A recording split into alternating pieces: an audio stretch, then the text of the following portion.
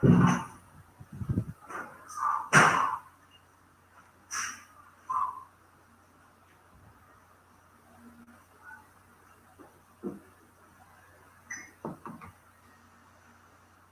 all our active and supportive participants around the world, ladies and gentlemen, a pleasant day to you all. Welcome to Institute of Global Professional, the leading online skills institute in the world. It is our pleasure to welcome you here in our 1016th International Free Webinar Training. Thank you all for finding time and visiting our today's webinar, and I hope you will stay with us until the end. I am Juliet De La Torre from Philippines. We are hoping that everyone is associated already with IGP as a global member. Please continue to attend all our webinars, check in IGP, and recommend IGP to your friends and community. I'm sure you will learn from the various webinars that we have.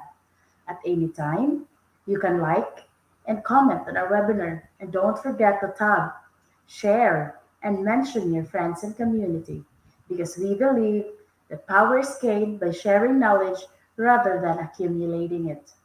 Before we get started, let us learn more about IGP. Institute of Global Professional is an educational institution that provides social work. IGP believe that improving skills is not effective just by receiving formal training. That's why IGP provide effective training and consultation to create talented generations around the world. The IGP is a leading online institution for skills development with thousands of learners around the world. IGP organized the webinar training, offline and online courses by the best and trained speakers, coaches from all over the world to create the best learning platform for all of you. We hope that every day this webinar will help you grow personally and professionally, and we hope also that you will accompany us on the long journey.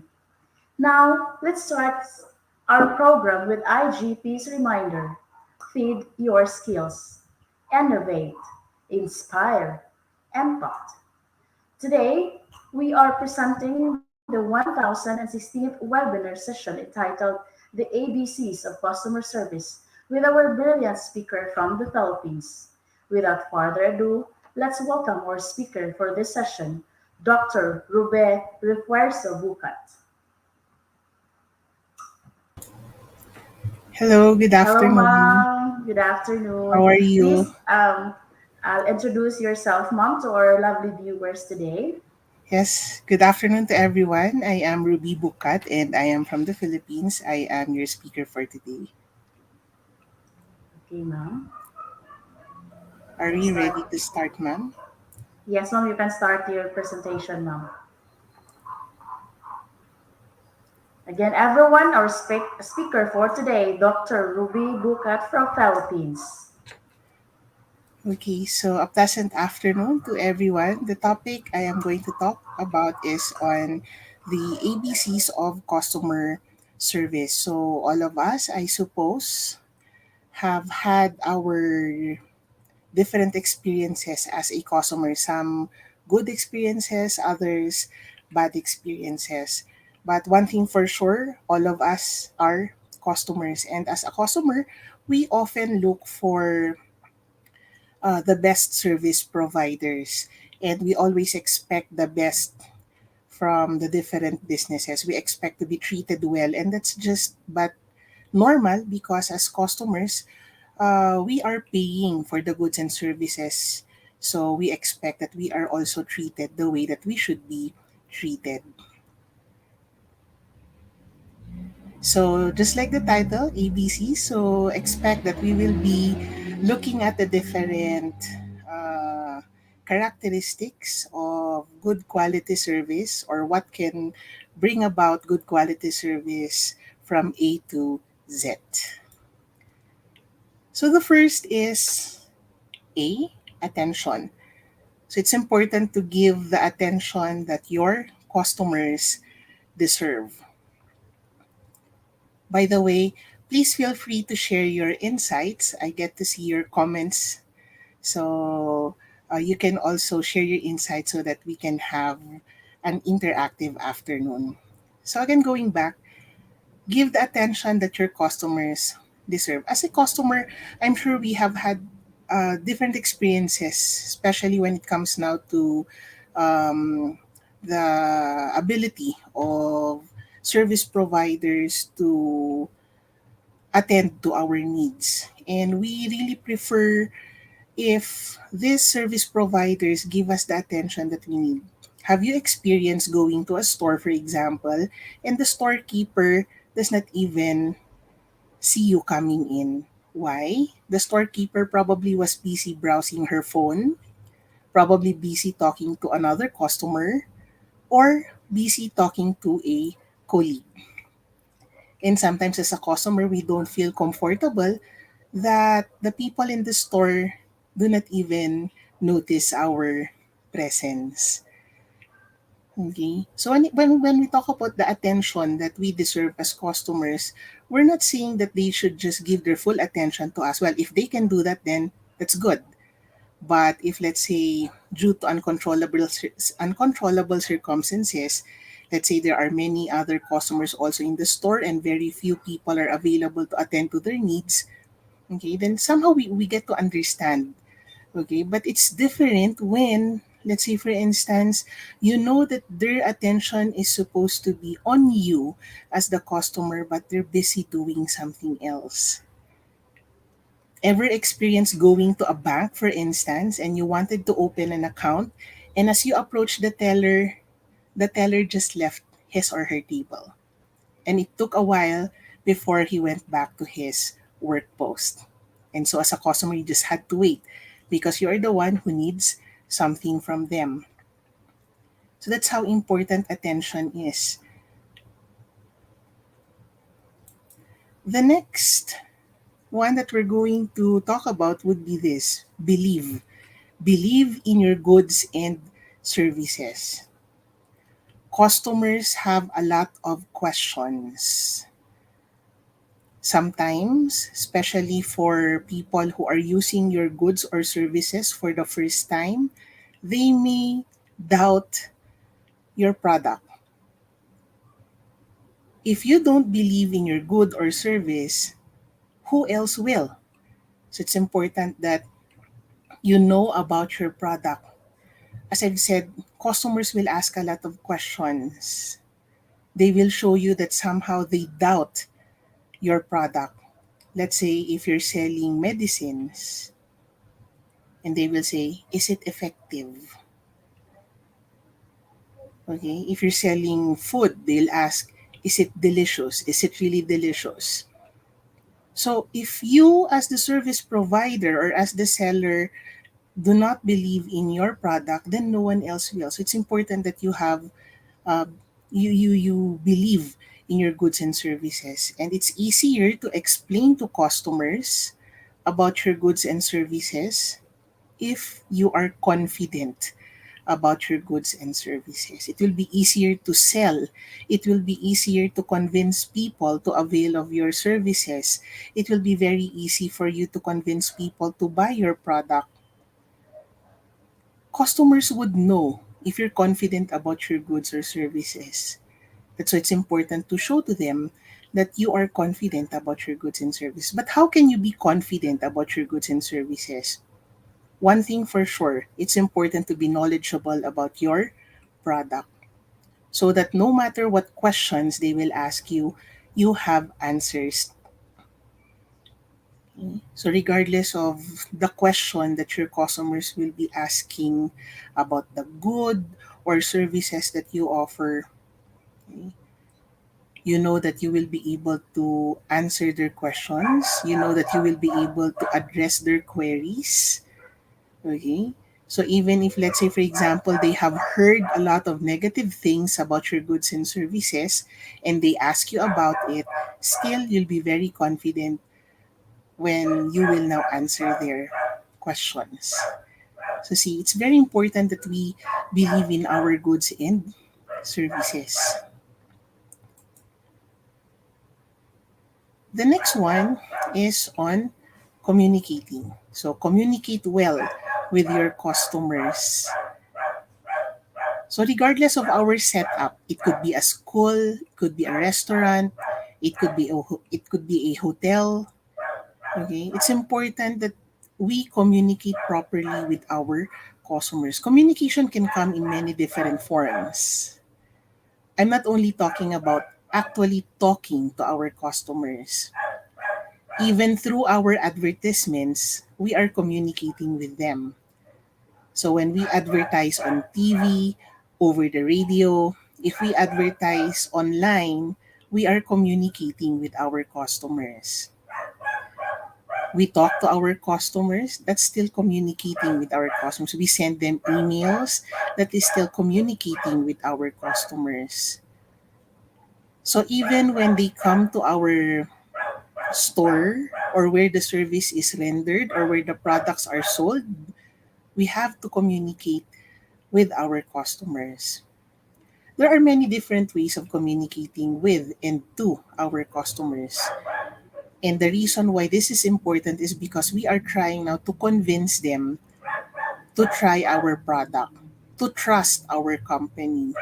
So if we don't communicate properly with them, then we miss out on the opportunity of being able now to sell our goods and services. So every opportunity we get to communicate with our customers, then we should communicate with our customers.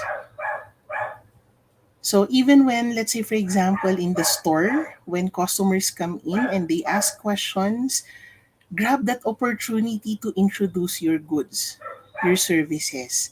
And sometimes as a customer, I'm sure you have experienced um, getting to ask a lot of questions to the storekeeper. Our frontliners play a very important role. They are the ones that play as an ambassador for our products.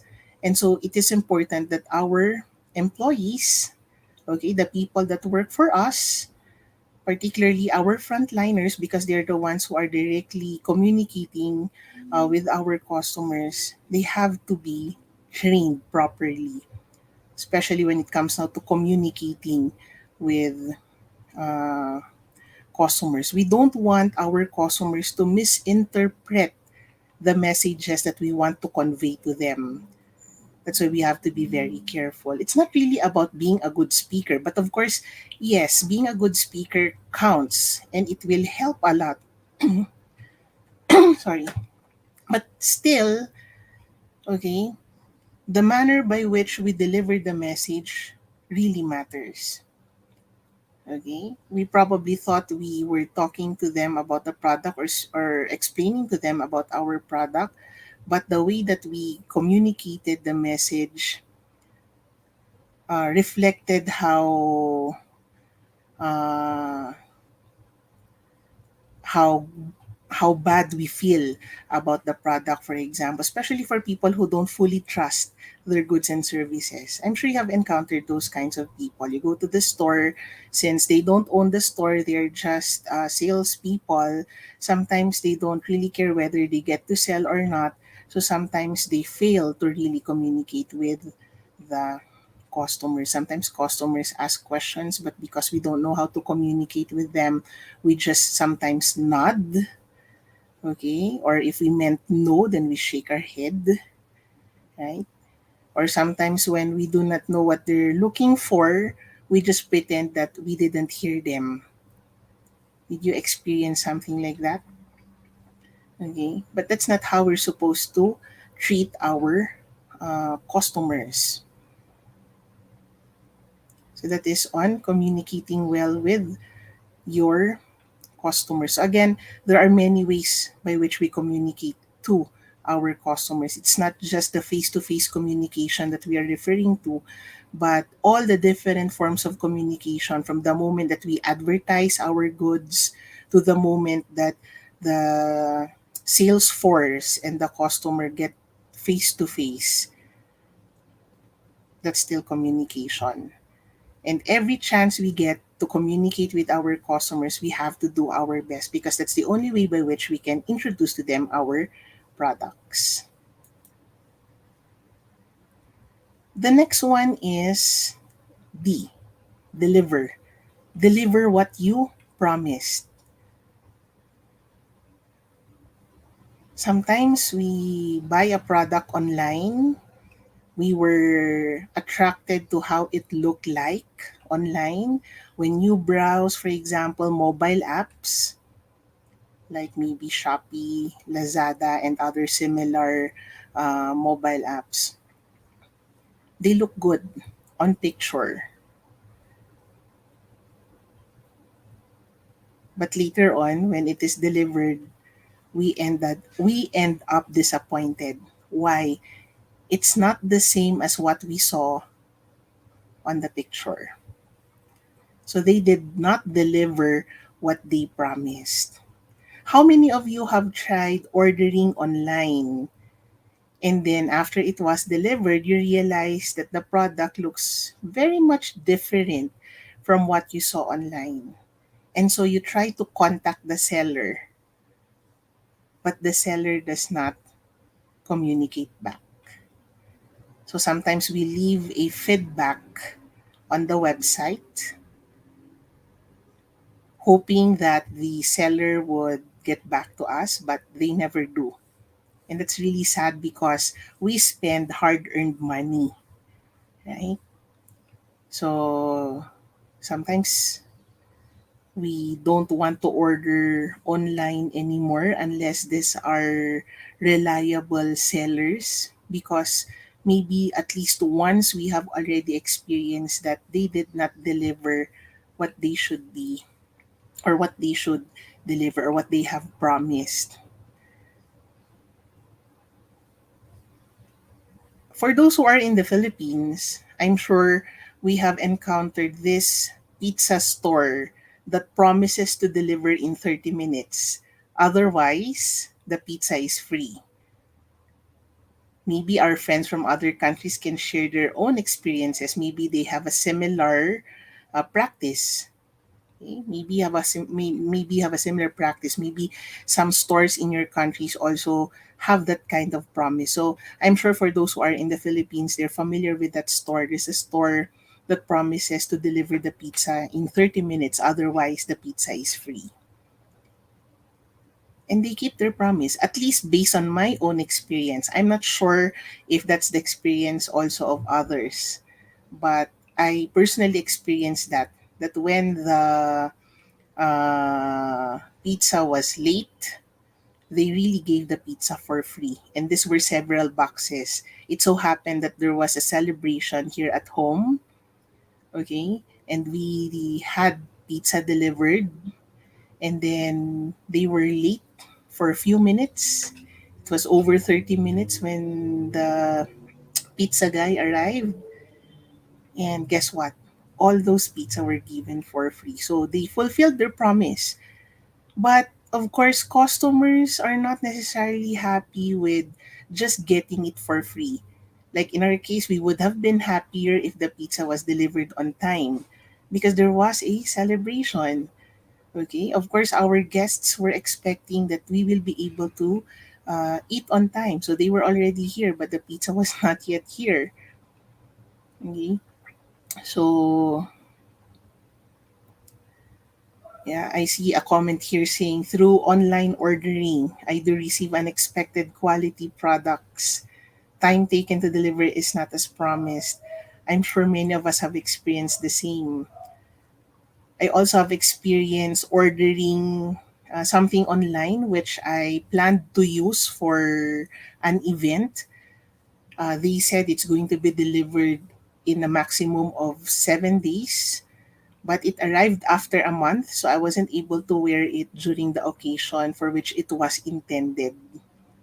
So I felt bad as a customer because they did not fulfill their promise. The payment was sent upon placing the order. When I checked it out, I made sure that the payment was already transferred.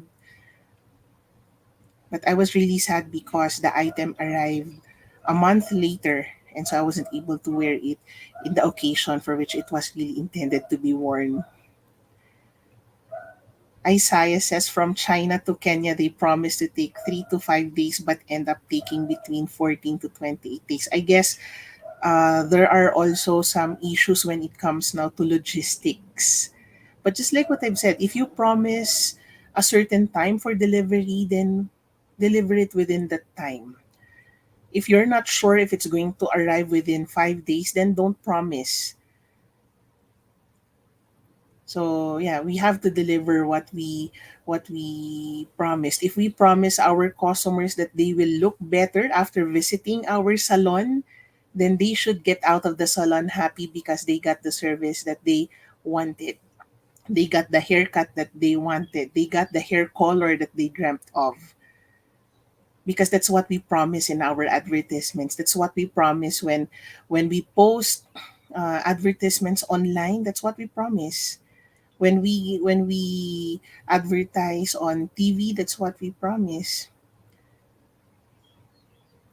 So when a bank says we find ways, usually their promises are in their taglines.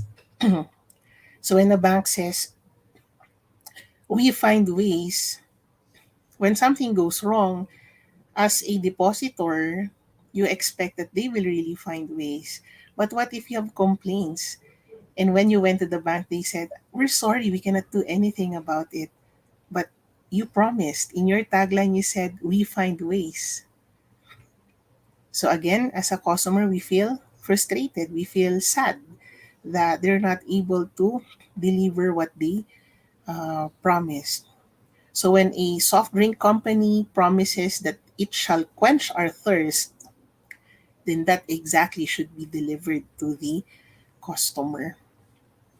Okay, so deliver what you promised. Now we move on. So we now go to empathy. So when we say empathy, we're referring now to the ability to affirm the feelings of our customers and indicate that we understand their disappointments, we understand their frustrations, we understand their pain. Even if, let's say, for example, the problem is out of our hands, sometimes they call customer service to tell us about their experience. Or sometimes, right then and there at the store, you tell them that you're not happy about the service that they have rendered. Don't get angry as the service provider. You have to empathize. Even if, let's say, for example, you know that it was the customer's fault, don't tell them that it was their fault. Well, of course, we're talking about customer service, and this is what we often remind people who are in this industry. You should not be blaming your customers. So try to find out what's causing now the disappointment. Try to find out what's causing now their frustration. So tell them that you understand their frustration. So even for call center agents, for instance, that's already part of their spiel. The moment that customers start complaining, because a customer who is disappointed is angry. So when they call customer support, they're probably shouting and all that. And the customer service agent cannot shout back. So what can the customer service agent say? The customer service agent can indicate that he understands the situation, that he understands that the customer is frustrated, that he understands that the customer does not feel good about the good or the service that was rendered to them. But it's not only about affirming their feelings. It's not only about indicating to them that you understand how bad they feel or how frustrated they are. It matters that you can do something about it. Okay? That's empathy. So when you're angry, the service provider should not be angry. They have to calm you down. And sometimes one way that they can calm you down is that they emphasize that they understand how you feel. But as I've said, that's not enough. You have to do something about it. You have to find out what could have caused such frustration, what could have caused that disappointment. That's why you encourage them to talk about their experience so that you can look for solutions to the problem. That's empathy. You have to put yourself in their shoes. Would I'm sure as a customer you don't want to be treated badly. So as the service provider, think about that. If you don't want to be treated badly as the customer, then don't treat your customers badly. It's as simple as that. Okay? So that's empathizing with your uh, customer. There are many ways of showing empathy towards our customer. One would be to listen carefully. It's important to listen carefully to our uh, customers. When they have complaints, let's just listen. Let us not cut them off, especially while they're talking. An angry customer, the moment you're going to cut them off, will become more angry. So you just have to listen carefully.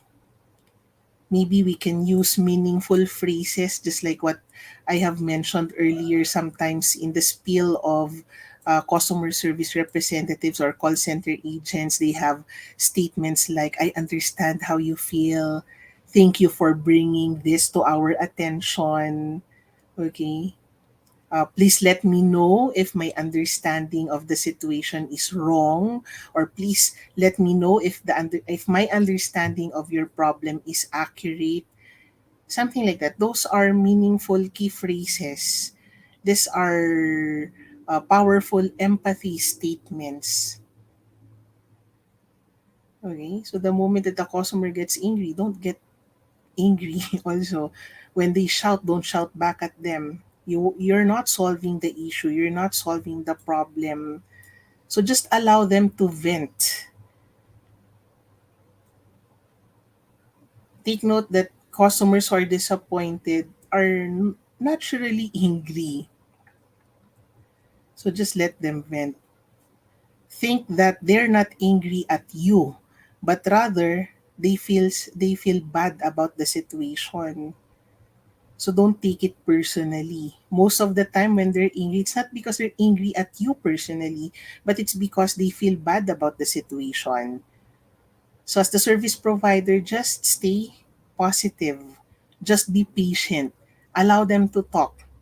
And when it's your time to talk, then make sure that you let them feel that you're going to do something about their queries or their situation or their issues. That is empathy.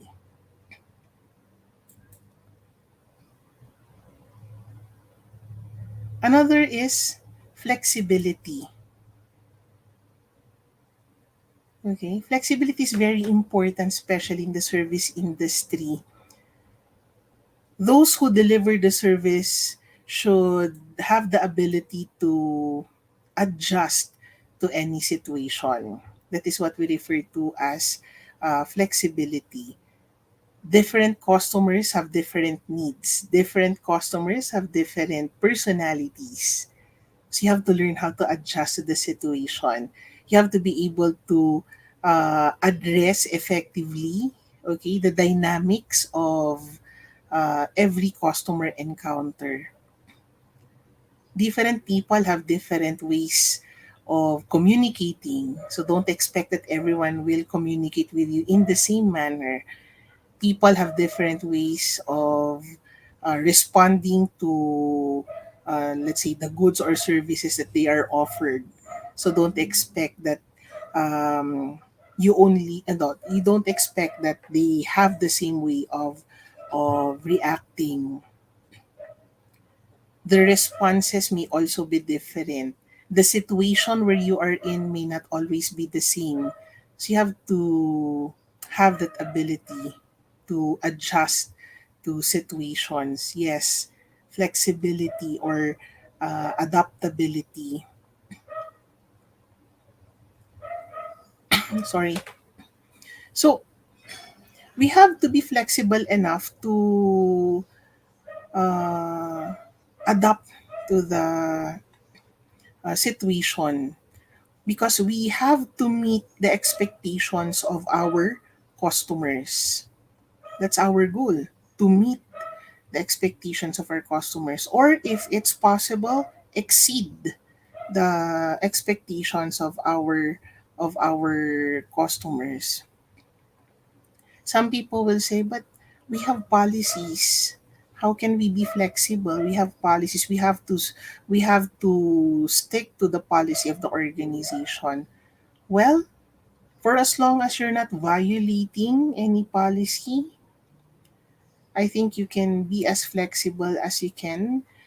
Sometimes the problem is this: when you approach service providers, they immediately give you an answer, and usually an answer that you're not expecting or an answer that you don't like. Like if you're expecting a positive answer, you're expecting an affirmative answer, but they give the opposite. So you're not happy about that. But sometimes we expect that they are flexible enough. Okay, so like let's say for example, you're going to order, let's say cake. Okay, but let's say the bake shop has a policy that cakes ordered in advance should be made at least a week before the event where the cake will be offered or where the cake will be eaten or where the cake will be given or yeah.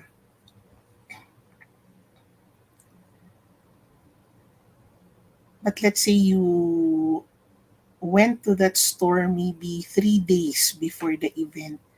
So you ask them if it's still possible for you to order cake despite short notice. We probably have experienced this, and the storekeeper immediately said, "We're sorry, but our policy is that you have to order a week before. So since your event is 3 days away, we cannot do anything about that." But that's not flexibility. Maybe you want to check if there are pending orders. If there are no pending orders and you can accommodate the request, then why not? I'm sure that's not going to be very difficult on your part, unless maybe let's say your ingredients are imported from other countries, and so time is really important. Like maybe the minimum number of days would be 7, especially if you're importing your products from, I mean, your ingredients from other country. But other than that, I mean, if you're capable of accepting the order, even with just 3 days away from the event, then just accept the order. If you cannot, because of, let's say, maybe you really can't because of the situation, like maybe you have to order the ingredients from a far place, and so it will take a long time before it arrives. Or let's say there are a lot of orders on queue and so you cannot really accommodate, then just tell them that you're not capable of doing so. But for as long as you are capable of accommodating the request and you're not violating any policies of the company and you're not putting the company in bad light, then go ahead. Maybe you can do that. That's what we refer to as flexibility. Another is letter G. It says they're generous. So be generous at all times. Generous with what? You have to be generous with compliments. Sometimes customers feel good about themselves when you compliment them. Like upon entering, for example, the store and someone says, "Oh, you look good today." It's complimenting your customers. Be very generous. But don't forget to be sincere also. Okay? Not just giving them empty compliments. Be generous with your smile also. Sometimes a customer who feels bad will forget about how bad the day was when he encounters service providers that smile. Ma'am, but we encounter our customers through phone. So how can this be applicable to those who encounter their customers or clients over the phone? I don't know if you've heard about this, but it helps to smile while you're talking over the phone because it gives now the impression that you are happy or cheerful. I don't know. You'll have to try if you don't believe me.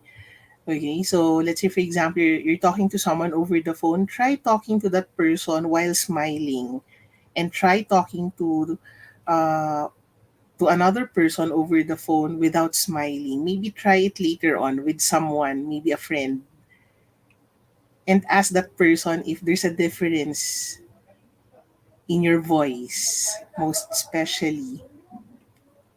So it doesn't really matter if you're talking to a customer face to face or you're talking to a customer through phone or online or through some conference tools, video conferencing tools. Be very generous with your smile. Sometimes a customer who feels bad, maybe a customer who have had a bad day, okay, and visits your store in the afternoon or maybe in the evening, will feel better about himself and the situation if you give them a broad smile. So be very generous with your smile. Be very generous also with your compliments. If it's not too much for your company, be very generous with gifts or freebies. Sometimes customers talk about what they get for free, and people will be very excited to visit your store as well. So, I mean, if your company is capable of these giveaways or freebies, then just be generous. Especially when we talk about customers who bring in a lot of sales, right? Sometimes we have customers who buy a lot from us, and then it's already almost the end of the year, and for many offices and stores, this is the time when they give calendars or small gifts, tokens of appreciation, right? Like, for example, your depository bank gives you umbrella, or the store that you frequently buy clothes from give you eco bag, or the bank gives you uh, calendar or umbrella, or the bookstore that you buy your books from sometimes give you a small planner. It's almost that time of the year, and I'm sure we appreciate it if our if the stores we support give that. But sometimes there are instances wherein they're not very generous. Sometimes you even have to ask first. Sometimes you have to ask first. Like when you go to the bank and say, "Excuse me, are you already giving away calendars? Can I ask for one?"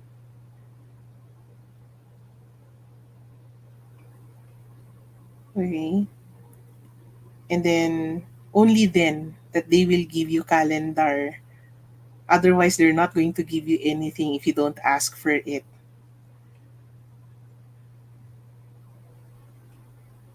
So sometimes you go to the grocery or the supermarket, and sometimes at this time of the year, November, December, and early January, that's the time when they give away, let's say, for example, shirts, calendars,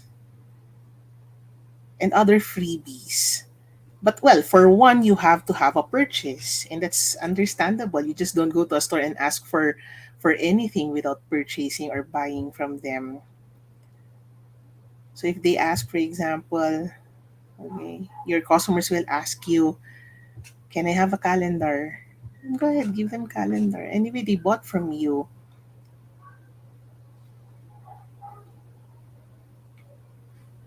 So yeah, we have to be generous. Besides, most of the things we give them have the company's name on them.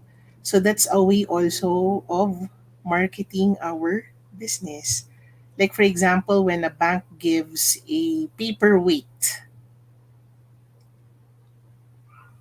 and then the name of the bank is printed on the paperweight. So if you give this away to your clients and they use it in their offices, then people who go to their office will see the paperweight and the name of the bank on it. So it's advertising. Besides, at the end of a certain period, many of these things are no longer usable. For example, calendar. If you don't give away all your calendars until maybe early February, then what will you use the calendar for later on? If you realize that you still have a lot of calendars in your stock room and you start giving it away to your customers, but let's say it's already March or April, do you think your customers will still find that usable? Do you think your customers will still be happy about it? They'll probably say, what will I do with this? It's already April. We already have calendar at home. I already have a calendar in the office. So what will I use these calendars for?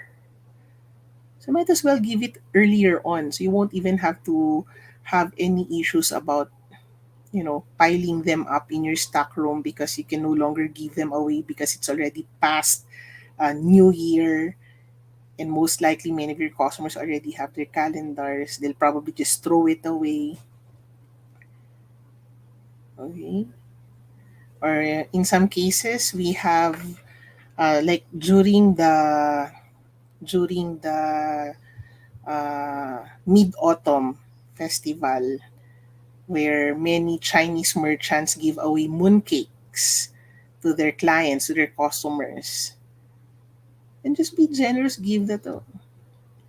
Besides, at the end of, let's say, a certain period of time, the food gets expired and you cannot eat it anymore. So might as well be generous and give it to your clients. Of course, I understand you don't give it to everyone. We often give freebies to people who buy in big volumes. We often give gifts or freebies to people who how do you call this, buy from us often. So it's our way of thanking them also. So we don't just give it to anyone, just to anyone. Right? So it's important to be very generous also. Next is humility. Let us accept our mistakes. If we committed something, or if we did something wrong, then we just have to be humble enough to apologize to our customers, to our clients. Let's accept our mistakes. That is humility. Have you experienced getting into trouble with, let's say, the sales staff, and instead of apologizing, the sales staff lashed back at you? Let's say you have a complaint about how the service is rendered, or maybe you have a complaint about, let's say, if it's a restaurant, you're complaining about the taste of the food. And instead of apologizing, the employee shouted back at you. Okay, so sometimes, or maybe we have had that kind of experience, and how bad does it feel, right? So instead of solving the problem, things just got worse. So we have to remind our employees that when these things happen, always remember to be humble.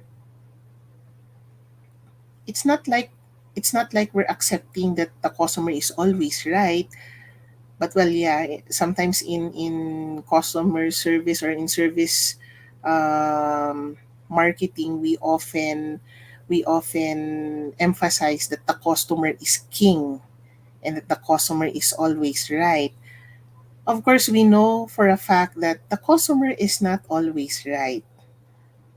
Nevertheless, okay, if there's something wrong, if there's something that brought about the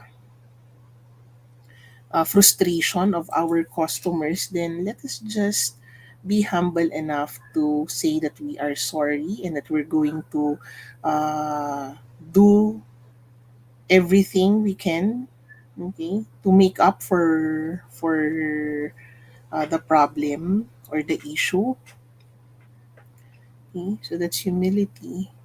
We don't get angry at a customer who's already angry. I believe even those who are in the call centers, for example, they're often reminded that once a customer calls or once a client calls and let's say the client is angry, that the customer service representative should not get angry also. That they have to try to uh, solve the problem. That's what you're supposed to do, right? So that is on humility. Next is invest. So what does it say here? Invest on things that will help you deliver the best quality service. Quality service is not only the responsibility of our employees. It's not only the responsibility of our employees. The managers are also responsible in the delivery of good quality service. So for the owners of businesses, for managers, it's important for us to look into how else can we deliver good quality service. So one example here is to train our employees. And to train our employees mean we have to spend on training. If we want our if we want our employees to really deliver good quality service, they have to undergo training. Earlier, I made mention about communicating with clients, communicating with customers. If we want our employees to properly communicate with our clients or our customers, then they have to undergo training. But training is never free, especially if we want to get the best trainers, if we want to get the best resource speakers, we have to be willing to spend. And that is an investment that we do for our employees. It's an investment that we do for our employees, which of course will benefit our clients or our customers. How else? Let us invest in all resources that we can use to deliver good quality service. Like for example, we don't want our customers waiting, but sometimes we don't have any choice. Okay? Let's say especially when there are many other customers waiting for their turn also. Let's say it's the peak season for our business. So sometimes it cannot be avoided that customers will have to wait for their turn. But we have to keep them comfortable. We don't want them to wait, but sometimes we don't have any other choice. Now, if the customer still wants to wait, then at least let us help them wait comfortably. Right? So, for example, restaurants. If the restaurant is full and there are still incoming customers, and these customers really want to eat in your restaurant, they don't want to eat in the neighboring restaurant, and they said they're willing to wait. Sometimes we ask them, "Are you willing to wait?" Yes, we're willing to wait. This will take about 15 or 20 minutes more. Are you willing to wait? And the customer says, "Yes, we're willing to wait." But we cannot let them wait while standing. Although I'm sure you have seen situations, oops, sorry. Although we might have seen situations or we might have been in situations where we wait while standing. We wait for our turn. We wait to be seated while standing for few minutes. For some, they wait for long hours. But if we want them to be comfortable, then we have to provide a waiting area where they can be comfortable. So you have to spend, you have to invest. Okay? So I'm sure you have seen situations where some stores announce, for example, that they will be selling a particular product and people get excited. And so even the day before the actual sale, people are already queuing up. But where do they sit? They sit on the floor, they sit on the ground. If the queue is really long, sometimes you get to see them sitting on the sidewalk waiting for their turn. Okay, so sometimes they're under the scorching heat of the sun. If the weather is bad, they're there, they're waiting for their turn. They're waiting for their turn to be able to see the product, buy the product. Okay. But as I've said, we have to make them wait comfortably. So for example, in banks, you will see that they have very good furniture where clients can wait. Although there, you might also have seen some banks where they have regular chairs, and this regular chairs sometimes you don't feel comfortable sitting on them, especially if you have to sit down for a long time. It can be uncomfortable at a certain extent. So how do other stores do it? Sometimes they install television so that while the other customers are waiting, they can watch and they won't get bored and they won't think about moving to another store. They will forget about how long they've been waiting because they're watching their favorite show perhaps. So sometimes in a salon, that's what you see. There's a television. So while waiting for your turn, let's say you went to the salon for a haircut, but there are just so many customers and the hairstylist told you to wait. She still has, let's say, 5 or 6 customers on queue, and you're probably the sixth or the seventh customer that she will attend to, but you'll have to wait.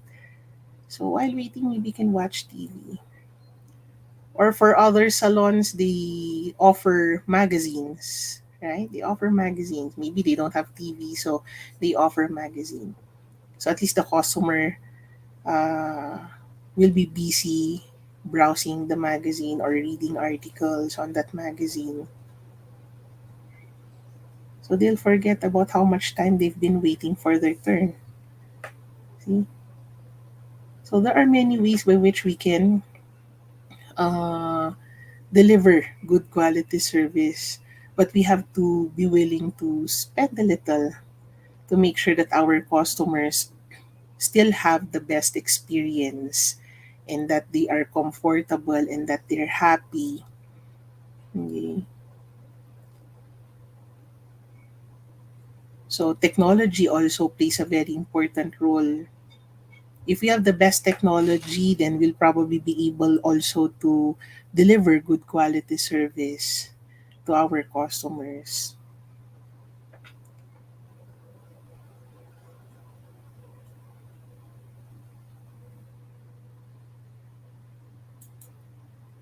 Next is letter J, journey. So what's this journey all about?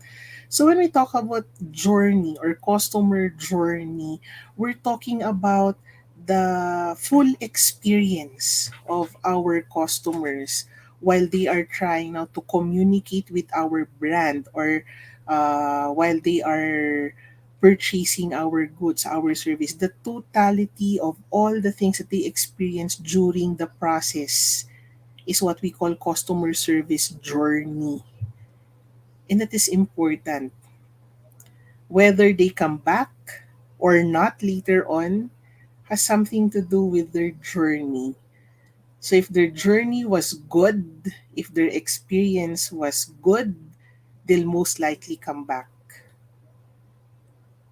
But if they realize later on that the journey was really bad, okay, that the journey made them feel bad, they'll probably not come back anymore. So make their journey worthwhile. Let them enjoy the journey. When we say journey, it's like this. Like for example, you're going to travel. So you'll be needing, you're going to book. uh, let's say, through an airline company. Okay, so you're going to book your flights through an airline company. The whole experience begins from when you're trying now to choose a time and date for your flight. So you go online, you visit their website, try to find out what are the days and time that are available. That would now match your travel needs. Okay, how would you feel if all the dates you have chosen are already fully booked, or that there's no available flight, or the time that you have chosen, same. The problem is that there are no available flights at that particular time, or it's fully booked, so you'll probably feel bad. But if there are options available, then you're probably happy about that. Okay, but that doesn't end there. Okay, you will have to go through the process. So assuming you already have chosen the date and time for your flight, then you may also choose whether you will also choose the mode of payment. So if there are several choices for your mode of payment, you're happy as the customer. But what if the airline company have limited modes of payment? Like what if they only have one? Like you can only book if you pay through credit card. What if they don't have other modes of payment? Then you'll feel bad, right? So how do we make sure that the customer service journey is still good? Then provide as many modes of payment possible. But again, it doesn't end there. Assuming you already have paid, okay? You already have paid. You're the customer. You already have paid.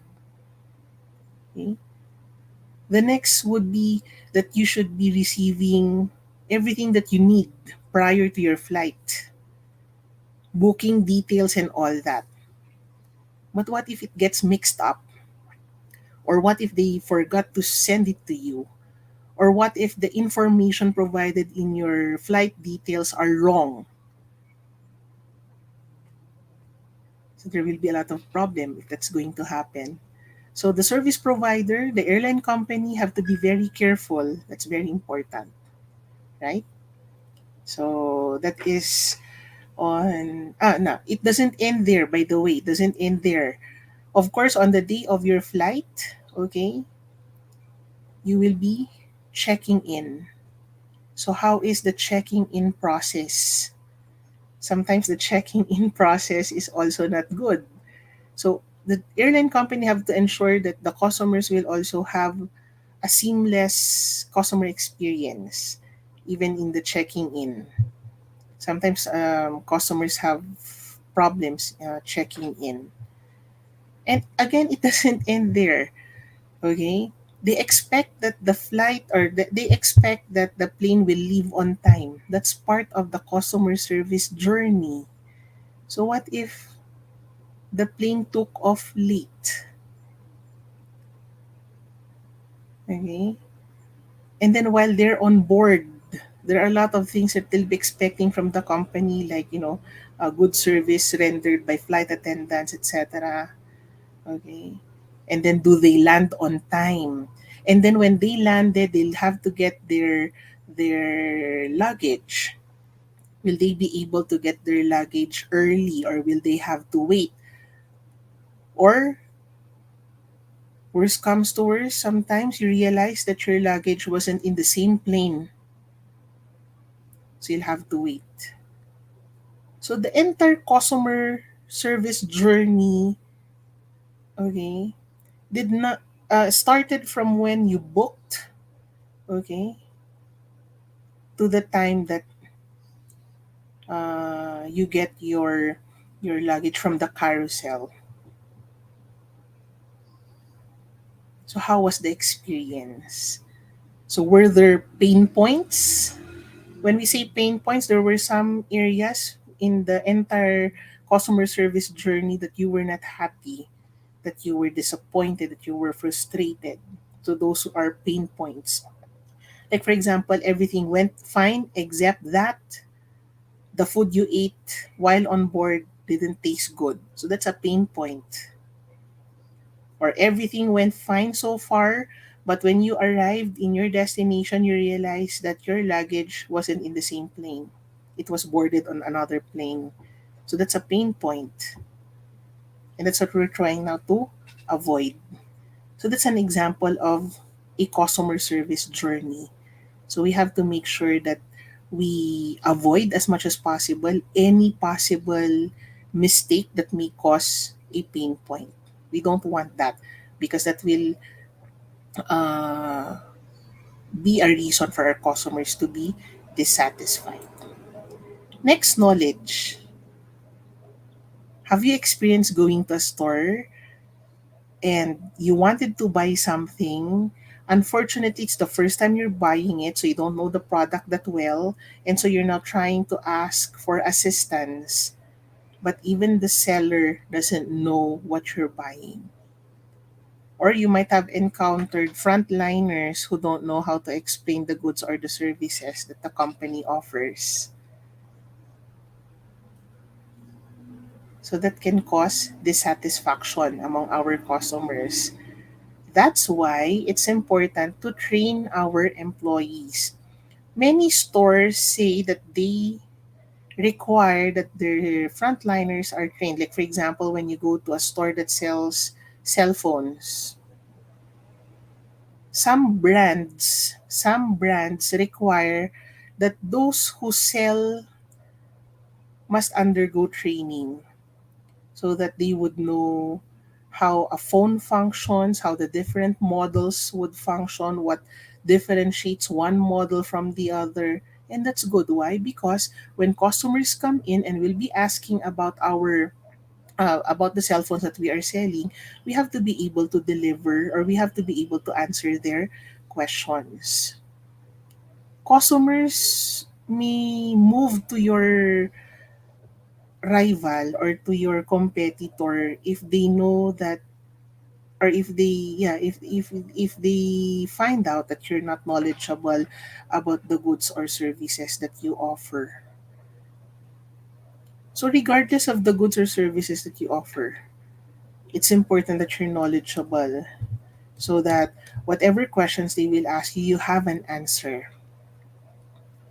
Some customers will use a product for the first time, and they will probably be asking a lot of questions like, how do you turn this device on, how do you turn it off, what are the features, how is it different from the other companies products, etc., etc.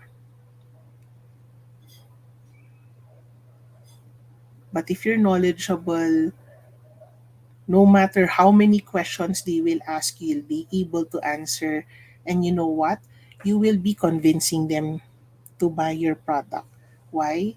They will be impressed at how much you know about the goods or services that you are selling. But even those who know already about the product, let's say for example, you're good in photography and you know basically everything about photography. Now you went to the store because you wanted to buy a new camera. So you're looking at the different cameras that are available for sale.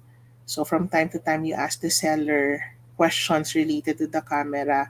Sometimes you know the answer, but you just wanted to maybe have a conversation with the seller, or maybe you were also testing whether they know what you're selling or not. So sometimes there are people who are really knowledgeable about it. They would know if you're pretending to know about your goods or service. You might have encountered some sellers who pretend that they know their goods and service, thinking that maybe their customers do not know much about what they're selling, right?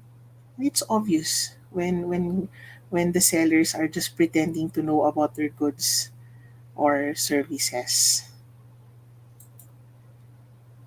Next, letter L, lifetime. Build and maintain a lifetime relationship with your customers.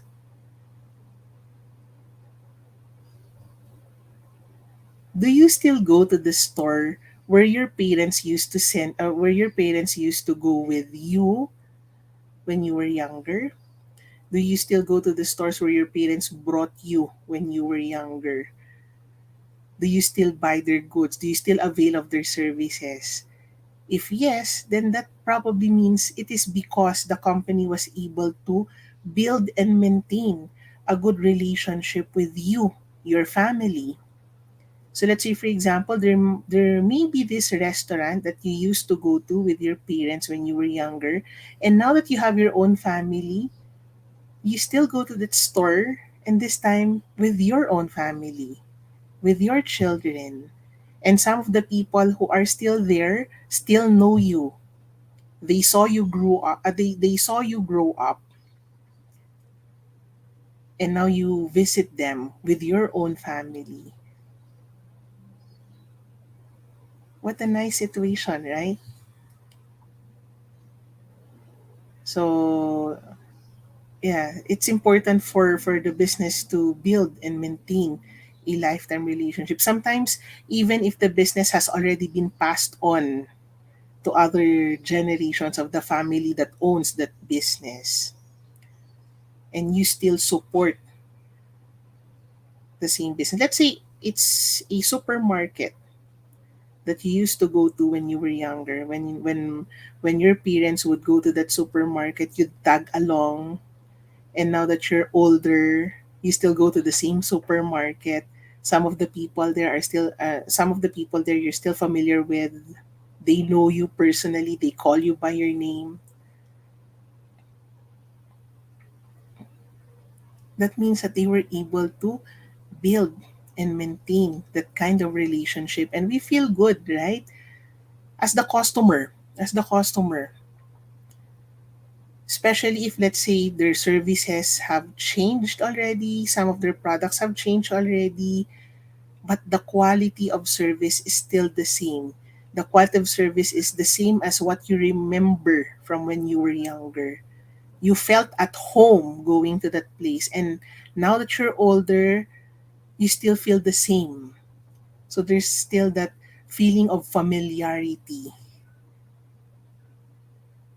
And wouldn't it be nice to, for the family, let's say, for example, your children later on will still be going to the same store. Let's say the management and ownership has been passed on to another generation, and later on your children will still be customers or clients of the same business. Okay, so there. So building and maintaining lifetime relationship. Sometimes even when the business is no longer there, but you're still familiar with the people that used to work in that company, and then when you meet them somewhere, you still greet them, you still say your highs and hellos. That's probably because you were able to build that good relationship with them. So let's say even after all these years, these people still remember you. Okay, so that is on lifetime. Another is manage your goals and expectations.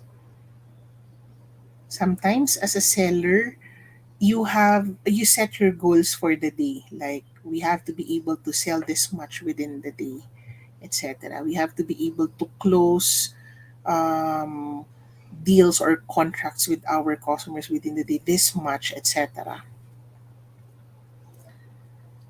However, we don't expect that everyone that we sell our products to or that we offer our products to will end up buying. At the end of the day, we'll probably feel frustrated that we weren't able to sell that much. And it will affect the way that we relate with our customers or clients. Have you ever been in a situation where the seller is obviously pushing the product even if you're not interested? Even if, let's say, you honestly told them that you're not interested in the product, but they still keep talking about the product, and they sound so pushy that sometimes it turns you off already. Why does that happen? It happens because they probably expected too much. They probably expected that they will be able to sell whatever they offer to whoever comes into the store. Okay, so we have to manage our goals. We have to manage our expectations. Why? If we won't be able to manage our goals and expectations, the moment that we don't meet these goals and expectations, we'll feel bad about ourselves, and it will be reflected in the quality of service that we render to our customers. So because we're unhappy, for example, we don't deliver our services anymore with smile or with a smile. We end up frustrated because we don't get what we want. And so sometimes when customers will ask questions or store visitors will ask questions, we don't even want to answer anymore. Why? We feel bad that we were not able to meet our goals or our expectations. Not everyone who goes into your store will buy the product. Another example, let's say you're selling insurance. So let's say you agreed with your target customer or your target client that you will be meeting, let's say, in the coffee shop. Okay, so you set the time and date. Okay, if you think that that customer is going to buy from you, and let's say at the end of the presentation, the potential client or the target client probably felt that it was too expensive and it wasn't within the budget. So after presenting, she will tell you, I'm sorry, but I don't think I can afford that for now. So I'm not going to buy. So let's say she wasn't able to, or she tells you, I cannot buy. But you expected too much, right? So there's a tendency that the way you communicate will reflect how bad you feel about the situation. Sometimes your facial expression will also reflect how bad you feel about the situation. And it will affect now your relationship with the customer. It will now affect the quality of service that you're going to render to the client. So always manage your expectations, manage your goals, manage also your expectations. Of course, we expect that customers will buy, and we're happy if they do. If they don't, well, at least you should see that as an opportunity to learn. Next, never say never. If there's anything that we can do for our customers, then we should do that. Let us not immediately answer no, we cannot do that. Never, we cannot do that. We will never do that, or we will never give it to a customer. Sometimes we have clients or customers who have high expectations also, right? So sometimes they may be expecting that you will be saying yes to their requests. Okay, I mean, if you are capable and there's no policy that's going to be, you're not going to break any policy, right? So let us not just say no immediately. You know, when you say no immediately to a customer, they may end up frustrated. They may end up disappointed. If it's something that we can do something about, then do not say no immediately. That's why sometimes we hear from service providers, let me check what I can do. Let me see uh, how else we can solve your issue. Or I cannot do that for you, but let me see how else can we address the situation. But you don't say no period or never with an exclamation point, because they'll just end up disappointed, and we don't want to disappoint our customers. The moment we disappoint our customers, they might move to our competitors, and that we don't want that to happen. Okay, then maybe we can negotiate, right? Rather than just saying no immediately, then maybe we can negotiate. If there's something that we cannot offer at this time that they're expecting us to be able to offer, maybe we can look for something that we can offer to them that they will still be happy. Okay? So just don't say never. When they request something from you, maybe try to look for a way by which we can still give it to them Okay, if it's something that we cannot really give to them, then maybe we can look for something that would be equally satisfying. Okay, so never say never. Next is own your mistakes. If something goes wrong, okay, own your mistakes. If it was really your fault, own up to your mistakes. If the company have had some shortcomings which led to the disappointment of customers, then own up to your mistakes. Even if, let's say, it was the fault of another colleague, okay, rather than saying, that's not my fault, that's my colleague's fault. Let's say a customer went to the store yesterday and, let's say, communicated with your colleague. Today, that colleague is on a day off, and you're the one taking over his slot, and the customer who came yesterday comes back and talks about uh, something that went wrong. You don't say, I'm sorry, but I'm not the one in charge. You talk to the other uh, employee. So please come back tomorrow. That employee is on day off today. He's on a day off today, but he will be back tomorrow. So please be back tomorrow. Don't do that. Okay. So even if it wasn't your fault, if it's something that you can do something about, if it's within your capacity, okay, then just own up to your mistake, apologize, and try to look for a solution to the issue or problem. Do not tell the customer, that's not my fault. It was my colleague's fault. Or that problem has been there even before I entered this company, so there's nothing I can do about that. That's wrong. You have to own up to your mistake. You're representing the company, so whether it was your fault or your colleague's fault, do not pass the buck. Well, especially if it was really your fault. Okay, especially if it was really your fault, then own up to your mistake. Be humble enough. Accept that you made that you committed an error. Okay, then try to resolve the problem.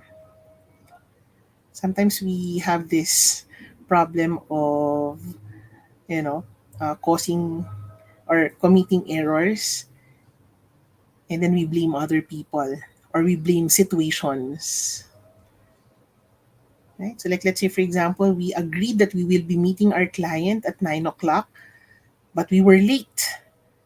Okay, so we would sometimes say, I'm sorry I was late because of traffic. So we blame the traffic. Why don't you just say, I'm sorry, I was late. It was my fault. I wasn't able to manage my time well. How can I make it up to you? Rather than saying, I was late because of traffic. There are so many people in the city right now, and so there's just traffic everywhere. So I did this, I did that. I tried my best to come early, but because of the traffic, so you're blaming traffic. I'm sure your customer do not care if it was traffic or it's just because you didn't manage your time well. So you might as well just say, I'm sorry. It was my fault. I wasn't able to manage my time well. I should have come earlier. How can I make it up to you? Okay. Next, personalize. Personalize the service. Personalize the service. How do you personalize the service? There are many different strategies. Like, for example, call your customers by name, especially customers, especially your frequent customers. They will feel good about it. When was the last time you visited your favorite restaurant and they call you by your name and you feel good about it? Okay? So that is when we look into how you can personalize the service. For some companies, what do they offer? They offer loyalty rewards. That's another way to personalize your relation, your service. Rewards should not be the same for everyone. That's why for some companies, what do they use? They use what we call a customer relationship management system. Okay, they establish a customer relationship management system. For some companies, it's really a software. where they can gather information from their customers so that when they deliver service to their customers, it's personalized. Okay. So for some companies, they really invest. That's why I said earlier, invest. Okay. Invest in things that will help you deliver good quality service. So that's how personalizing is done by some companies. So ever wonder why why, how do you call this? What they use?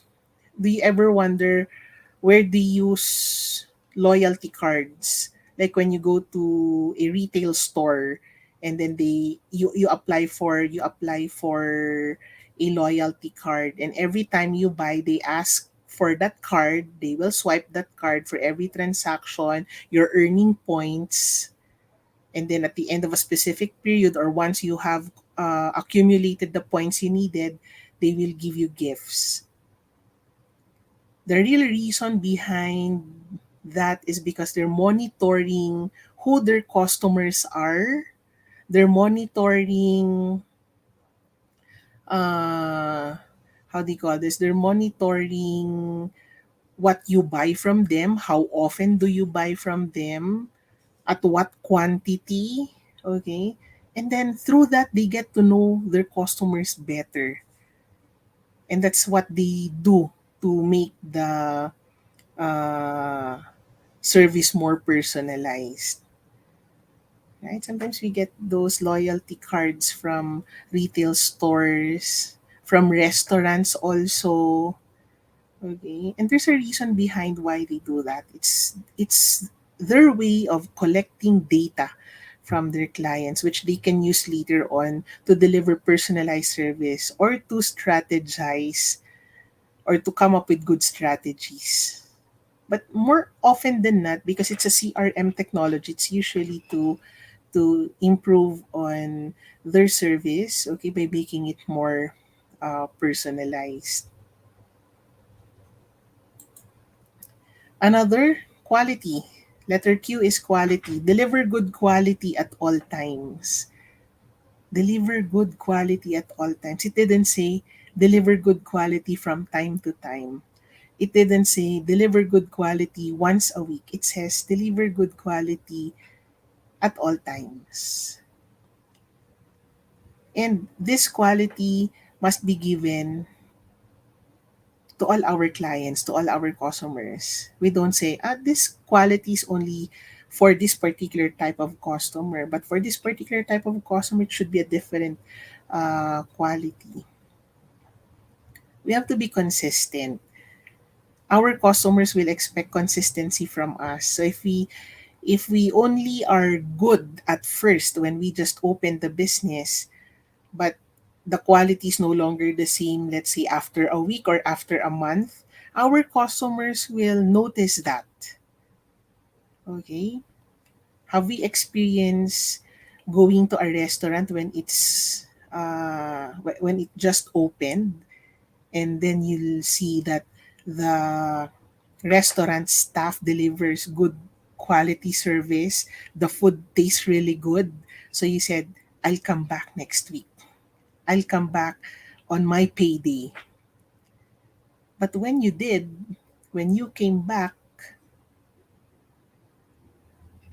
the food doesn't taste the way it did the first time you visited. The service rendered by the people is no longer the same as how it was rendered the first time you visited. Customers will immediately see that. Customers will immediately see the difference. Okay? So, deliver good quality at all times, not only during the first purchase. Strive that you deliver good quality service at all times. Another is reliability. So it's very important to perform the promised service dependably and accurately. That is what we refer to as reliability when it comes now to service. We have to deliver the service that our customers expect when they expect it. This reliability. So just like what I've said earlier about delivery, if they tell you they will deliver it in 3 days, then it should be delivered within the 3 day period. That's reliability.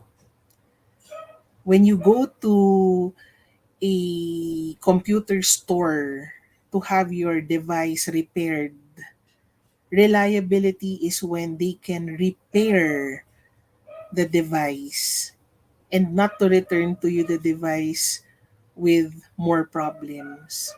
Have you experienced that? You bring your cell phone or your laptop to the repair center, and then instead of them fixing the problem, you realize that there were more problems after you attempted to have them repair the device. Then that's not reliability. So it's important that they're able to perform a certain service that would now meet the needs of the customers, and as much as possible in a consistent manner. Okay? So that is reliability. The next one is sincerity. So it's important to be sincere, especially when we communicate with our clients, when we communicate with our customers. It's important to be sincere with our with the way that we communicate with them. Okay. So if we did something wrong and we have to apologize, then our apology should be sincere. We're not apologizing just to let the customer feel good, but we should apologize because we know that we were really wrong and that we're trying now to solve the problem. Okay? So we have to be as sincere as possible. So when we apologize, that means we're accepting our errors, we're accepting our mistakes, and therefore we should not be repeating the same error or mistake again. That's sincerity. I said earlier, you have to be very generous when it comes now to compliments. But when you compliment your customers or your clients, be sure that you are doing so sincerely. Okay? Let us not just compliment people just to make them feel good. Besides, people will know whether the compliment is sincere or not. Okay, so that is sincerity. We should practice that at all times, especially when it comes now to dealing with our customers. Next, it says here truth. Okay, so your customers deserve the truth at all times. When something is wrong, you just have to tell your customers that yes, there's something wrong. Especially when it's already very obvious. Like let's say for example, customers will ask, is there something wrong with the connect or with the internet connection? Or is there anything wrong with the, let's say it's a hotel and the customer will ask, is there anything wrong with the internet connection? We don't seem to have any connection in our room, etc. If there's something really wrong with the connection, then we just have to tell our customers that there is something wrong. Let us not try to sugarcoat our words. Our customers will also feel that there is something wrong. So why bother lying about it? Right? So sometimes we encounter people who sell to us a lot of products, and um, sometimes they lie about it. And if we're knowledgeable about the product, you know that they're lying. So why should you lie to your customers? They deserve to know the truth. Besides, you just don't know. The person you're talking to probably knows so much about the product. You thought they probably didn't know anything about the product, and so you started lying. Sometimes we tend to exaggerate things, right, when we're selling. Okay. But exaggeration is to some extent lying, right? But what if the people we're talking to know that we're exaggerating? What if the people we are selling products to know that we are actually lying? Then that will destroy not only our reputation as the service provider, but it will also destroy the reputation of the company because people think all people from that store or all people from that business just lie about their goods and their services. Okay? So let us be transparent, okay? And always remember that our customers deserve the truth at all times. Next is letter U. So we're almost done. We're already on letter U. This is already number 21. So understand what your customers are trying to communicate. Some customers cannot communicate what they really want. They find it difficult to communicate what they really want. Sometimes because they feel ashamed to ask directly from you or to request directly from you. So sometimes they beat around the bush. So as the service provider, what should you do? You have to read in between the lines. Some customers will not tell you directly what they want, but you have to learn how to read in between the lines. You have to learn what some facial expressions mean. You have to know what some gestures mean. You have to learn how to read body language. Sometimes our customers will not tell us that they're uncomfortable, probably because they're shy, or sometimes they just simply don't want to cause any trouble. So even if they're uncomfortable, when you ask them, are you still okay? Like if you remember my example earlier, let's say it's a restaurant and it's always full all the time, but you just really want to eat there, and so you decided to wait. From time to time, someone from the restaurant will approach you and say, are you still okay? We're sorry, we would anyway, it will just take few more minutes, etc.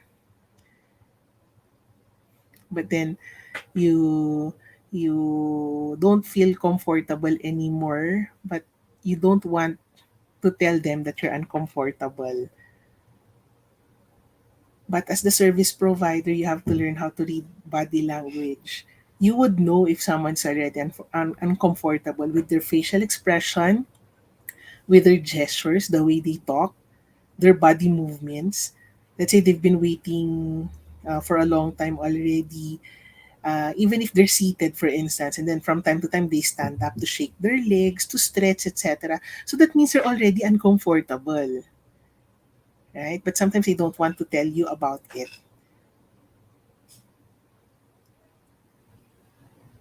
Okay? So it's important to understand what your customers are trying to communicate. Sometimes they will not tell you directly. Like let's say they don't have enough money to buy the product. They will not tell you immediately. Well, in some cultures, we don't admit that we don't have enough money to buy the product. Sometimes we feel ashamed that we don't have enough money to buy the product. So sometimes we come up with some excuses like, okay, well, I just came here to check. I'm not really intending to buy yet. But you know that this person wouldn't have come here, okay, wouldn't have gone through all extents just to come here if he is not really interested in the product. Maybe, just maybe, the customer doesn't have enough money to afford the product. Sometimes you can hear that from their statement. Sometimes you can feel that they have some uh, concerns or issues, but they don't want to tell you directly. Okay, so maybe we can learn how to read body language so that we can also address whatever concerns that they cannot tell us directly. Okay, facial expression, they may keep telling you they're still okay, okay, but their facial expression tells otherwise. At least we can find solutions to issues, okay, if we know how to read this, especially when our customers, as I've said, won't communicate those things to us directly. Next, letter V, value. Value every encounter. Not all customers who will ask about your product or your service will end up buying. Maybe for some, it will take a while before they finally buy. For others, they're just probably curious about the goods and services you offer. That's why they visited your store. Nevertheless, just value every encounter that we have with our customers. and learn a lot. We will get to learn a lot of lessons in all these encounters. And for every encounter that we have with people, take that as an opportunity to be able to introduce to them your company, your brand, your goods, your services. You just don't know. They might end up buying your product. They might not seem to be a customer to us. Okay. We probably think they're just passing by. They're probably just curious what's in the store.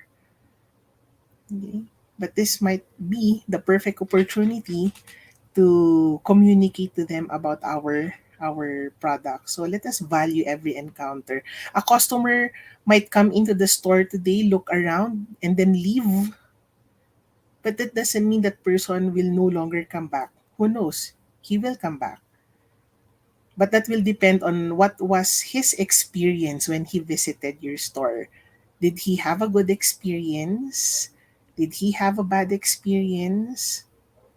Okay, so let us not assume that customers who come to the store and just look around will never be back.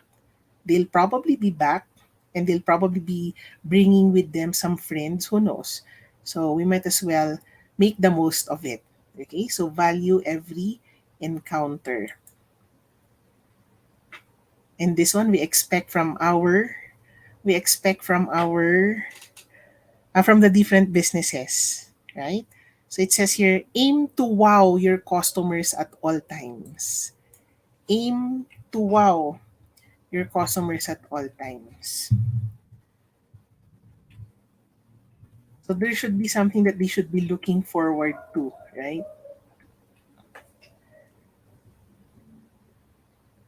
We don't only wow our customers on day one of our business. We have to be consistent, as I've said earlier.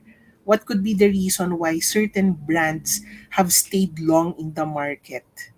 It is because they're able to keep this. Okay, they keep surprising their customers with something that their customers would always look forward to. So when we aim to wow our customers at all times, then our customers will always be looking forward also to what can we offer next, what can we deliver next.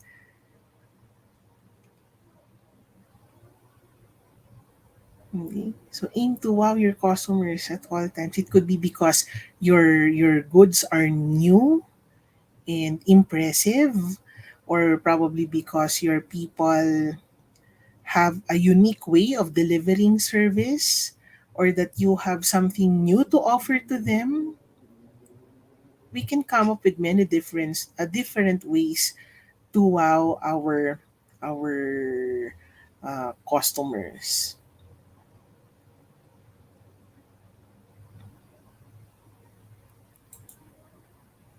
And then this, I'm sure we're expecting this also. Always go the extra mile. Always go the extra mile. Service providers have to go above and beyond what they can do. Okay? So sometimes even if it is not our task, sometimes even if it is not our responsibility, as long as we are not violating any company rules, as long as we're not hurting anyone, then we go the extra mile. Like let's say for example, you go to a fast food or a fast food or fast food restaurant or quick service restaurants. Okay, like McDonald's for instance. And after ordering, you go to your table, you have with you a tray filled with food and drinks. Okay. Usually stores like McDonald's is self-service. That's why you will appreciate it if, let's say, for example, one of their crews would approach you and say, "Let me help you with your tray, ma'am."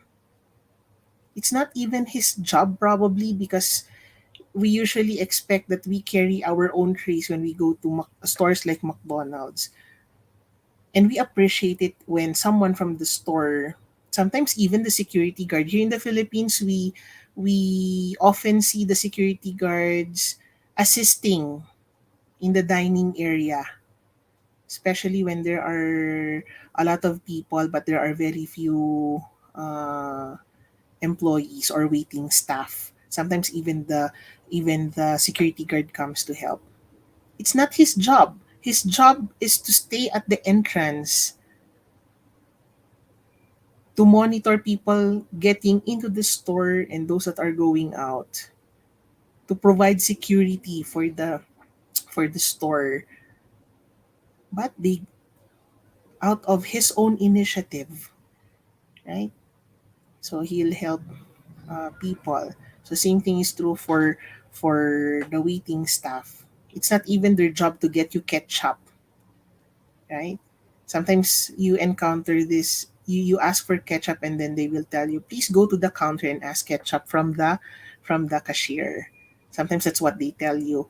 But there are also waiting staff who, even if they already were informed ahead of time that if a customer needs ketchup, let them go to the counter. But there are some waiting staff who, let's say, for example, if they're not really busy and they saw, for example, a customer, or yeah, let's say the customer calls for their attention, and then the customer tells the waiting staff, for example, I need ketchup or I need mayonnaise, and the waiting staff goes willingly to the counter and asks for ketchup and then delivers that to the table of the customer. And we feel good when we are given that kind of service.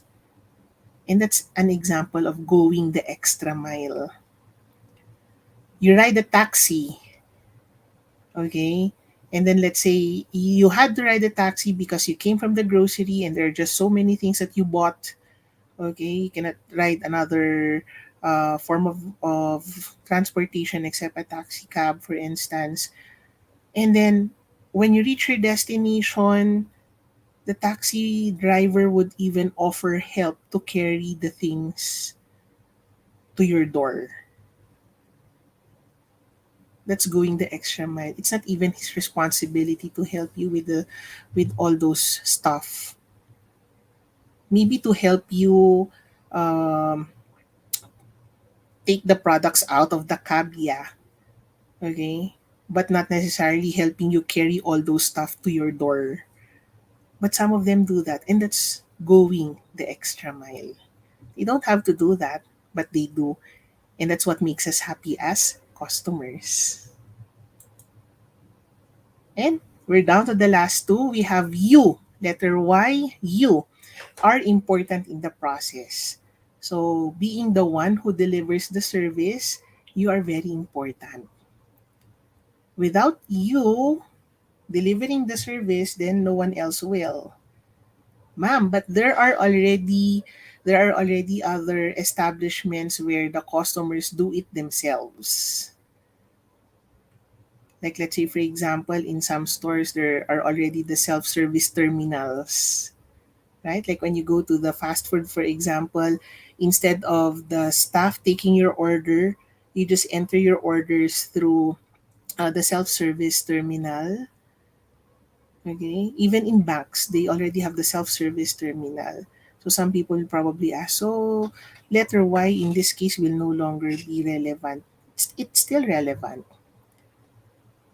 Okay. So you are important in the process and therefore do not forget everything that you have learned about customer service, because you will be the ones delivering the service to your customers and you matter. Okay. Do not take things for granted. Since you're the ones delivering the service, it's important that you have to undergo training to learn more about the products. You have to undergo training so that you can improve the way that you can deliver service to your customers. It's very important in the process. You don't say, but I'm just a service provider. I am just a flight attendant. The flight attendant plays a very important role in the plane for the passengers. You don't say, I'm just a driver, or I'm just a teller, or I am just a security guard. I cannot offer that much help. No, you are important. in the process. Customer service will never be good without you. So it's important to always remember that. Okay, so you're important in the process. And the last one, okay, so be a zealous service provider.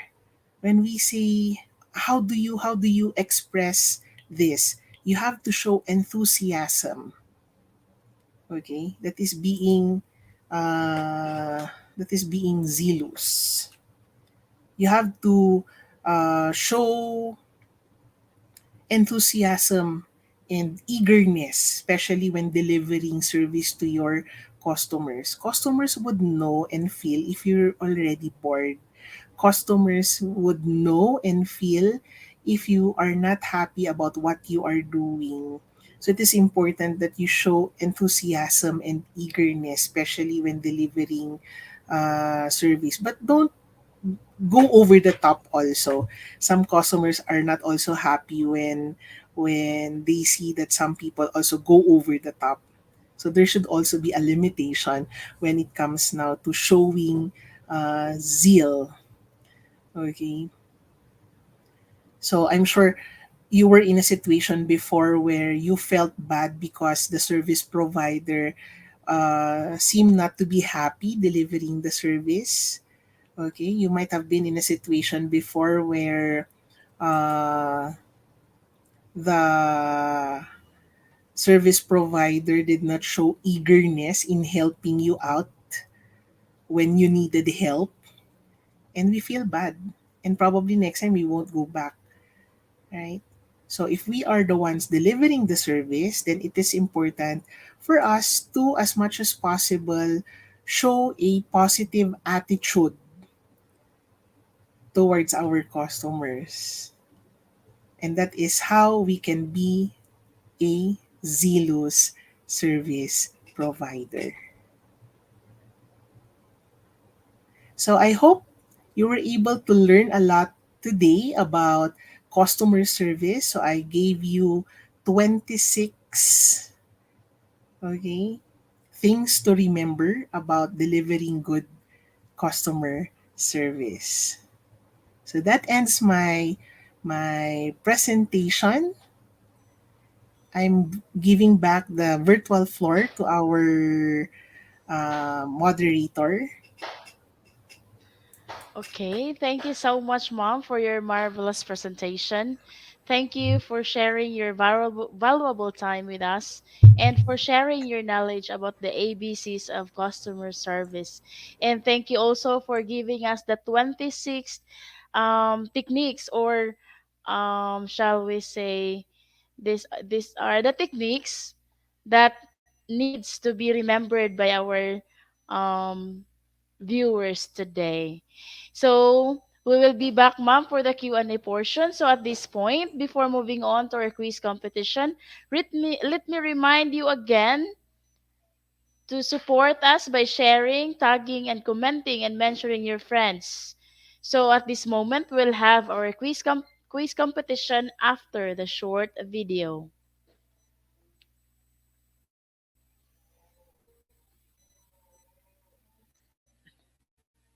Wala na ko.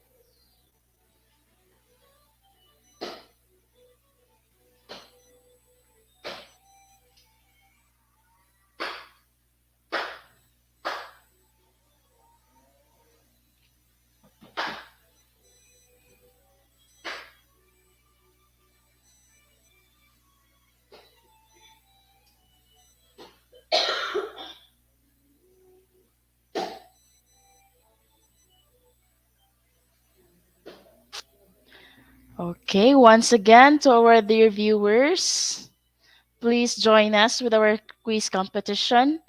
Just click the link given in the comment section, or you can log into slido.com with the code IGP2. So these are some of our participants today. We have Queenie Rose Ivy C. Salviejo. We have City Isaiah. Aaron God A. Salviejo. We have Violeta Racho. Then we also have Jordan Joey S. Guillotina. Leia Facunla. Flomi R. Salviejo. Rosalinda Cortado. We have Denise Cerso.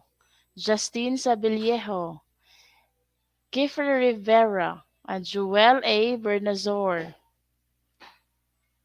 To those who's not able to click the link in the comment box, you can log into theslider.com and enter the code IGP2 in all capital letters. And please make sure that you are going to write your full name in registering Slidos, since it will be directly put on your certificates and this will be posted on the FB page. And remember that a top 10 will be awarded with quiz competition certificate. So again, I encourage everyone to participate our live quiz competition with the code IGP2. As of the moment, we have lots of participants already. So we have here Nema Dema, Madeleine Salvilino, Gali Rapten, Jeremiah Sabildo, and we have Ernilita. Also have Jordan, Violeta, Cindy. We have Janato Ferdos. We have Madeline Salvinejo. Guigindiana January. We have Dennis Ginto Serso. Again, we will wait for another participants for this quiz.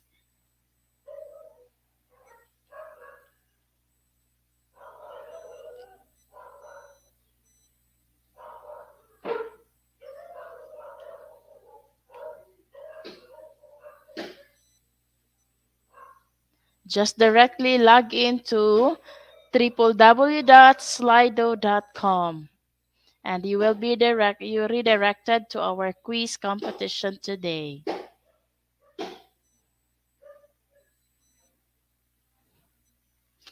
Now let's start our live quiz competition.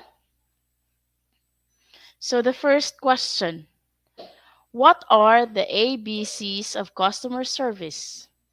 The first option we have altitude, best practice, customer focused. Second option we have altitude, business knowledge, and customer oriented services. Click your answers now. Okay, what will be the correct answer? Okay, the correct answer is the second option. We have attitude, business knowledge, and customer oriented services.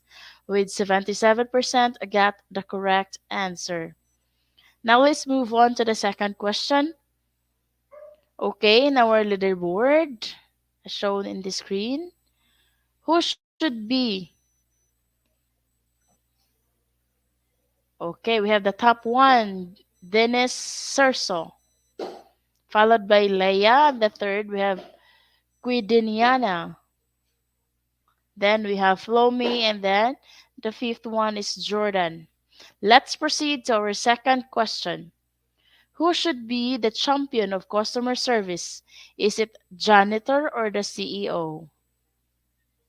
Again, who should be the champion of customer service? Is it a janitor or a CEO?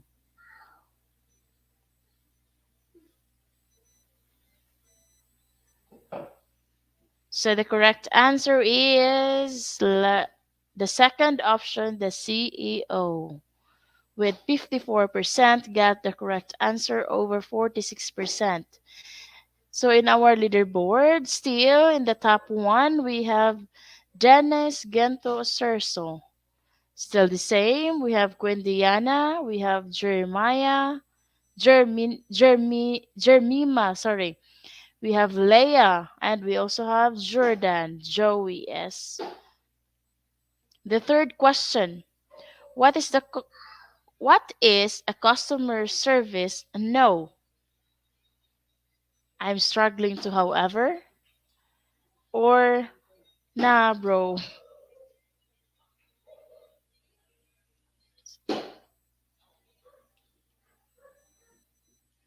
So the correct answer for this is the first option. I'm struggling to however. So we have in our leaderboard top 1 Gwendeniana January Cindy. Now let's proceed to the next question. What are the ABCs in relation to customer compliance? Is it ask, bargain, convince, or after bargain, comply?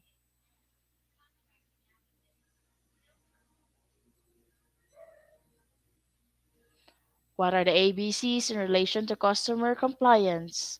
Is it ask, bargain, convince, or after bargain, comply? So the correct answer for this option, for this question is our first option, which is ask, bargain, and convince. Okay, in our leaderboard, just watch in the screen, we have the top one, Quendeniana January Cindy. Now let's proceed to the next question. Which of these is not one of the ABCs of service recovery? Is it believe the best of the customer or ask them to come down? Which of these is not one of the ABCs of service recovery? Believe the best of the customer or ask them to come down? The correct answer is ask them to come down, with 48% got the correct answer. So we have a new top one in our leaderboard. We have Jordan Joey S. Giotina. Now let's move on to the next question. We finish off our customer interactions with a memorable peak end or just had ending.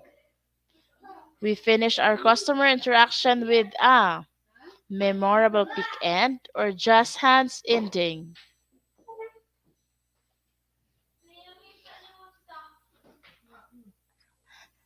The correct answer is memorable peak end. So with 71% got the correct answer. We have Joel A. Bernasort, top one in the leaderboard. Now let's move on to the next question. The ABCs of etiquette are all of the following except A. Courteous, B. Credible. The ABCs of etiquette are all of the following except courteous or credible.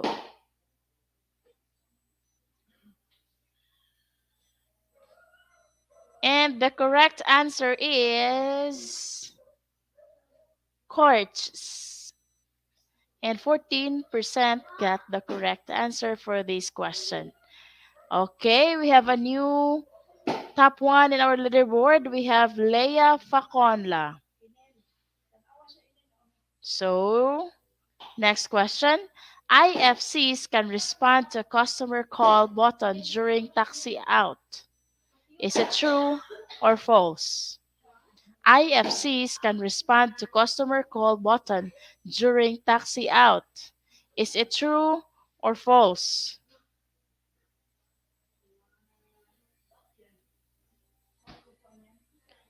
The correct answer is true, with 74% got the correct answer. Now let's move on. Okay, in our leaderboard, we have the top one, Leia Faconla. Now let's move on to the next question. An IFC cannot sit in a customer seat under any circumstances. An IFC cannot sit in a customer seat under any circumstances. Is it true or false?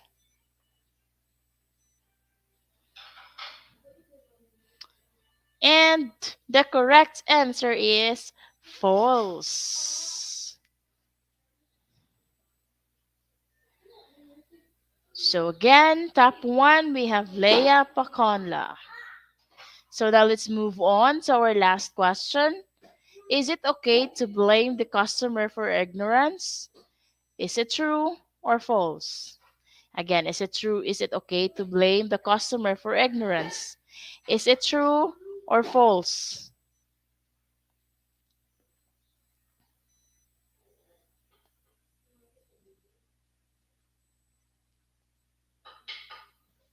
And the correct answer is false. With 96% got the correct answers. Congratulations to our live quiz winner for today's webinar. We have the top one, Leia Faconla. Second, we have Kefa Rivera. Top three, we have Siti Aisha Benti Ghazali. In the top four, we have Gwendiana January Cindy. And the top five, we have Gemaline Very Vera.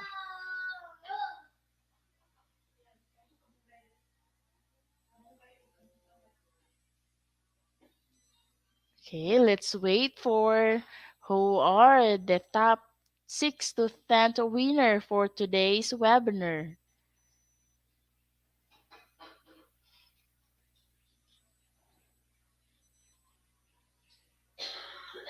Okay, here are the winners. We have top 6, Jordan Joey S. Gutina. 7th, we have Evelyn Waperi. In the 8th place, we have Joel Aparicio Bernazor. In the 9th place, we have Joel A. Bernazor. And the 10th place, we have Jimama B. Sabiliejo. Again, our top one, we have Leia Fe Facunla. So at this point, congratulations to all the winners for today's live quiz. At this point, let's watch a short video for our Q&A portion. So if you have some questions about the topic a while ago,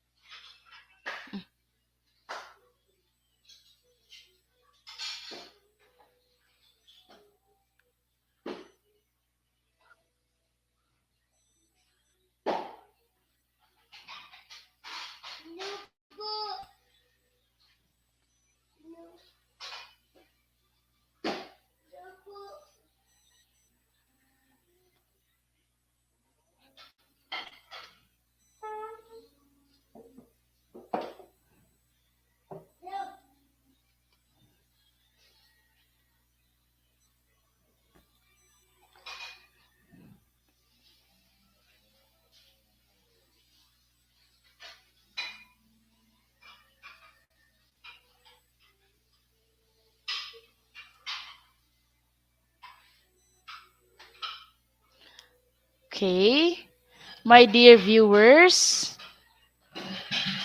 if you have some questions about our topic, you can write it in the comment box.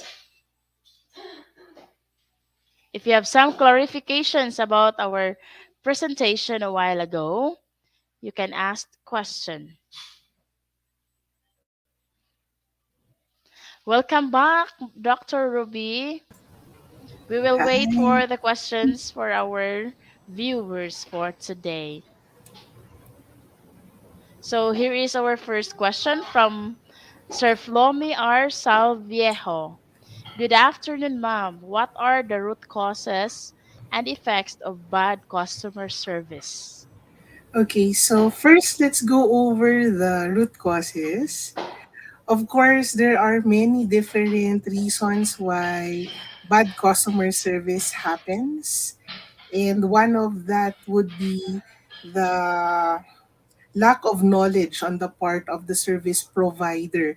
So it's because they don't know much about what they should be doing that now leads to bad customer service. That's mainly the reason why there is bad customer service. But it may also happen that bad customer service happens because of things that are beyond the control of the service provider. Like, let's say, for example, power interruption.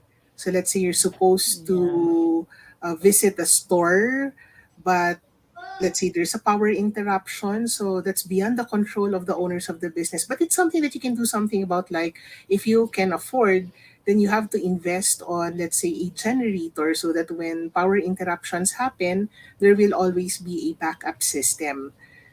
There can be many, there could be a very long list of the causes of bad customer service. When it comes now to the effects of bad customer service, number one, we will lose our customers, and the moment that we lose our customers, that will also mean that we will there will now be a decline in our sales, and that's going to be financially bad for our company. Other than the loss of sales would of course be a bad reputation. So that's another effect of bad customer service. The moment that we don't deliver good customer service and people will talk about it, it's going to really take a toll on our reputation, and we don't want that to happen. Miss Juliet. Okay, ma'am. Very well said, Dr. Ruby. Now let's have another question from Rosalinda Salviejo. Good afternoon, ma'am. Is the customer always right? Why? Okay, it depends on which position you are in. If you're the customer, I'm sure you'll always believe that you are right. But for the service provider, they will have to consider a lot of factors, and we won't really say that the customer is always right. However, because we are the ones delivering the service, we will have to believe that the customer is always right, and even if they are wrong, okay, we will have to do everything to still make our customers satisfied. So it's not absolutely, or it whether the customer is always right is not really absolute. Okay, thank you so much, mom, for that wonderful answer. Let's wait for another question from our viewers. I think we only have two. We will wait for another again. To our viewers, if you have some clarifications and questions, just write it immediately on our comment box so that this will be answered by our speaker for today.